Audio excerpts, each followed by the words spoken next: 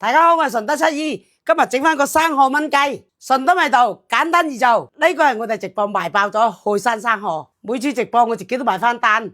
咁我先夠膽翻第二場，我哋自己都拍個單翻嚟，睇下啲品質先。經過快遞，啲水都係清澈嘅，就證明冇浸過鹹水。我買嘅係特大蠔，信肉一斤只有8到10隻。如果邊邊係冇得後面嘅嘢，證明成隻都係實肉嘅。要處嘅位置係爽脆冇齋。洗生蠔要用大料嘅豆粉，攞去個2-3分鐘，然後清水沖乾淨就 OK 啦。炆雞一定要掃乾水啊，因為呢就更加嫩滑。放1羹生粉，1圈生油，攞匀備用就 OK 啦。清完雞正常斬件，大嚿少少係唔怕嘅。醃味呢就1羹鹽2羹蠔。然後放2圈蠔油，再嚟1大圈嘅生抽，2圈嘅花生油。呢度注意先攞勻料，再響個面度灑胡椒粉，熱波冷油，放薑同埋紅蔥後，等到啲薑啱啱起金邊，一隻雞就可以滑落去啦。底下如果有胡椒粉咧會燶嘅，所以胡椒粉就會向上。第一處冚蓋，先焗佢5分鐘。呢個時候一定要快，將生蠔全部倒晒落去，再瀨翻2滴豉油做個面度，再冚蓋焗佢3分鐘，淋1圈燒酒落去，生蠔嘅汁流晒落啲雞豆，同埋酒香匯合埋一齊。揼翻少少米印嘅蔥花，咁樣整生蠔爽鮮脆，雞肉香噴噴，又嫩滑。睇到呢度，如果你中意七姨嘅視頻，你就點讚關注支持七姨啦，多謝點讚。